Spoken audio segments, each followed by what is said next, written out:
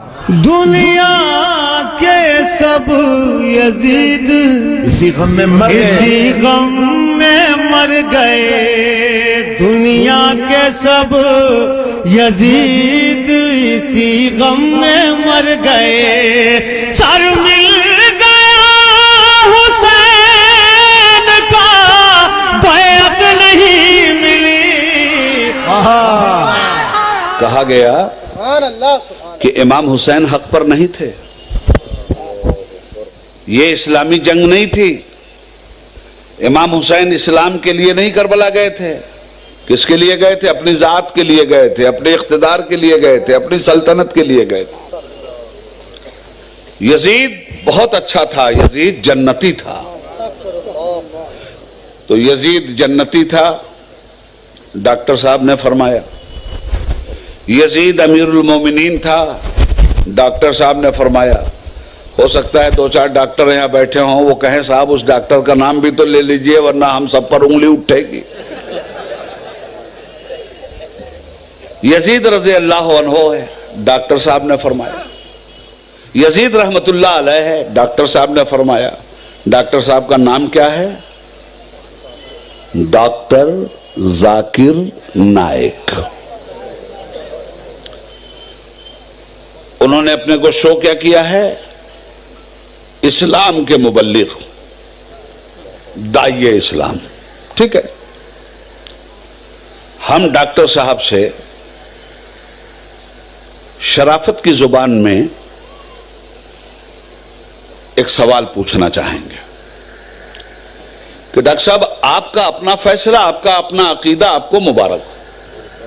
یزید جنتی ہے تو آپ اسی کے ساتھ اس کی جنت میں چلے جائیے گا۔ ہم لوگوں نے جس جنت کے بارے میں پڑھا ہے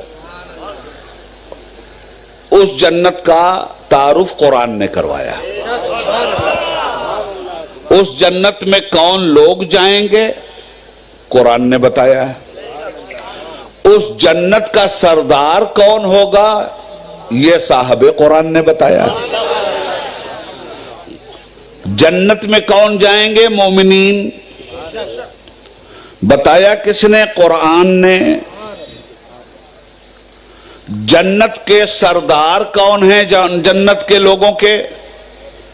امام حسین اور امام حسن۔ بتایا کس نے؟ جن پر قرآن نازل ہوا اس رسول نے۔ رسول کی زبان کی حقیقت کیا ہے؟ وَمَا يَنْتِقُ عَنِ الْهَوَىٰ إِنْ هُوَ إِلَّا وَحْيٌ يُوحَىٰ۔ میرا حبیب اپنی خواہش سے کچھ نہیں بولتا، یہ وہی بولتا ہے جو وحی خدا ہوتی ہے۔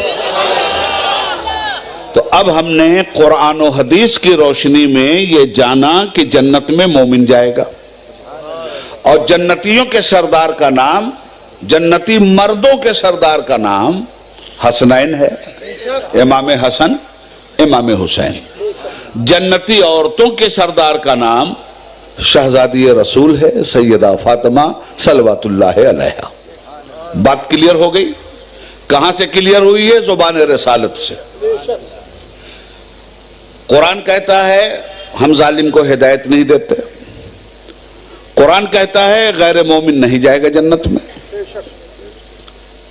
اب آئیے ذرا سا چہروں کو دیکھیں۔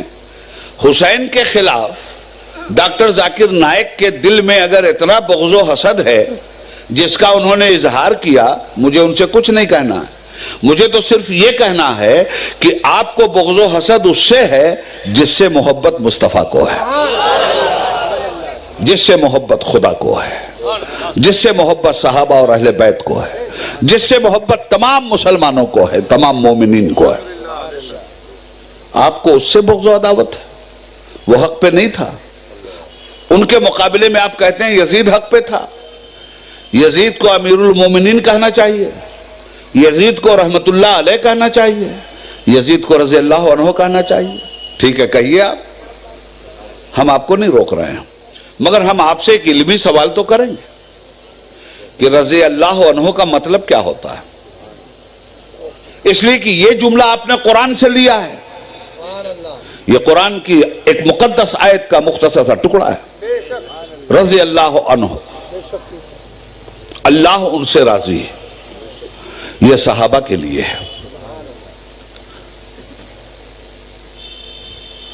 کیا یزید صحابی تھا؟ نہیں۔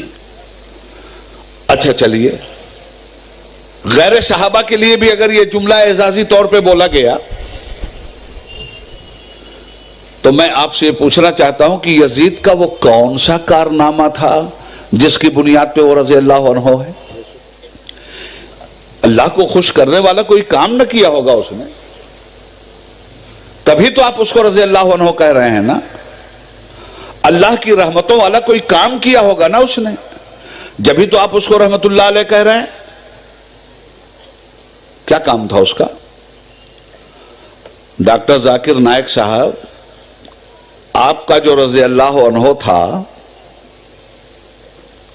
اس کا کام بتاویں ہم آپ کو۔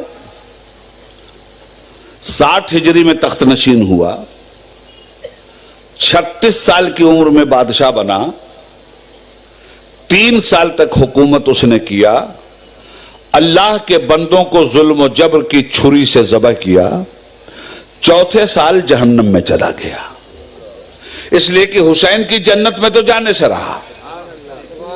سردار جنت ہی کو قتل کرے اور سردار جنت ہی کی جنت میں جائے، اور جنت کے سردار حسین ہیں، یہ رسول مختار فرمائیں، تو کہاں گیا؟ شداد کی جنت میں؟ کدھر گیا یہ؟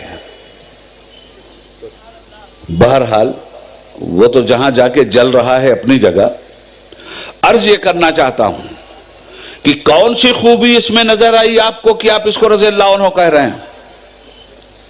اللہ اس سے راضی ہے؟ اللہ اچھے کام سے راضی ہوتا ہے یا برے کام سے؟ قرآن کریم فرماتا ہے من قتل مومنا متعمدا فجزاؤہ جہنم، جس نے بھی ایک مومن کو جان بوجھ کر قتل کیا اس کا ٹھکانہ جہنم ہے۔ اب ہم اللہ کی مانیں یا ڈاکٹر ذاکر نائک کی؟ 72 مومنین کو قتل کرنے کے بعد بھی وہ جنتی ہے، رسول کے بیٹے کو ذبح کرنے کے بعد وہ جنتی ہے، جس کے گھر میں آیت پردہ نازل ہوئی اسی کی بیٹیوں کا پردہ اور چادر چھیننے کے بعد بھی وہ جنتی ہے۔ ذاکر نائک، تم تاریخ کے سب سے بڑے آتنکوادی اور ٹیررسٹ کو جنتی کہہ رہے ہو، یاد رکھنا۔ اور اگر یزید کی تعریف کی جائے اور اسی کا نام اسلام رکھا جائے تو پھر تو اسلام میں ٹیررزم کے علاوہ کچھ بھی نہیں ہے۔ اگر حسین کا کردار نہ ہوتا تو اسلام جیسا مذہب امن و سلامتی سمجھ میں نہ آتا۔ آج کی دنیا کو جو بھی اسلام جیسا مذہب امن و سلامتی ہم سمجھا رہے ہیں وہ حسینی کیریکٹر کے واسطے سے سمجھا رہے ہیں، اس لیے کہ حسین نے اپنے نانا کے کیریکٹر کا اظہار کیا تھا، صحابہ کے کیریکٹر کا اظہار کیا تھا، اہل بیت کرام کے کیریکٹر کا اظہار کیا تھا، اسلامی کیریکٹر کا اظہار کیا تھا۔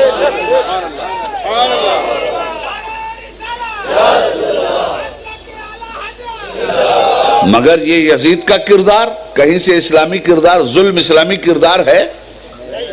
انسانوں پر پانی بند کرنا اسلامی کردار ہے؟ گھوڑوں کی ٹاپوں کے نیچے شہیدوں کی لاشوں کو روندا اور ان کی ہڈیوں کو توڑنا یہ اسلامی کردار ہے؟ سیدانیوں کا خیمہ جلانا اسی کا نام اسلامی کردار ہے؟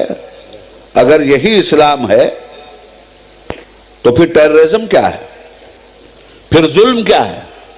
معلوم یہ ہوا کہ یزیدی کسی بھی کردار کو اسلام کے حوالے سے بیان کرنا اسلام کے غداروں کا کام تو ہو سکتا ہے، اسلام کے وفاداروں کا کام نہیں ہو سکتا۔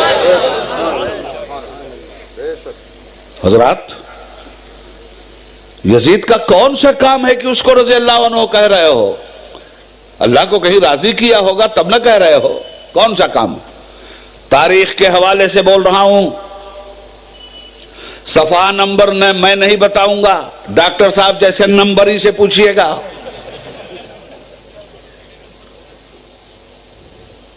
3 سال یزید کے اور 3 کارنامے یزید کے ذہن میں رکھ لیجئے گا، شاید کسی نے نہ سنایا ہو آپ کو۔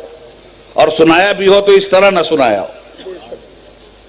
یزید کی حکومت کے 3 سال، 3 سال میں الگ الگ ایک ایک کارنامے. پہلے سال کا کارنامہ اہل بیت مصطفیٰ کا قتل. کربلا میں انسانیت کی تاریخ کے شامیانے میں آگ لگا دیا گیا. یہ یزید کی حکومت کے پہلے سال کا کارنامہ.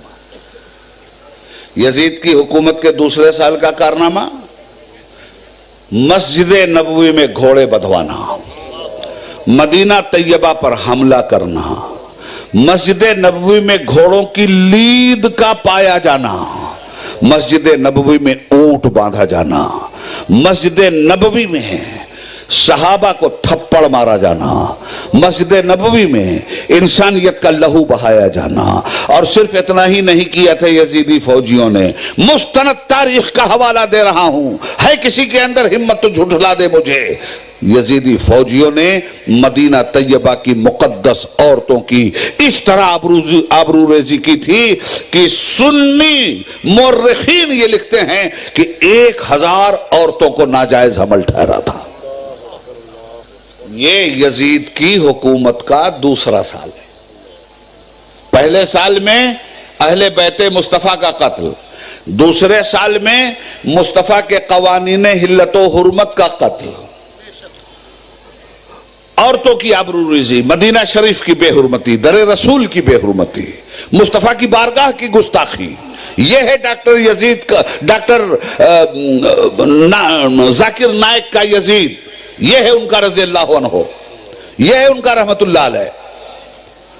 تیسرے سال کا کارنامہ یزید کا مدینہ منورہ مکہ معظمہ پر حملہ، خانہ کعبہ پر حملہ، منجنیق کے ذریعے پتھروں کی گولہ باری، حرم شریف کی دیواریں شہید ہوئیں.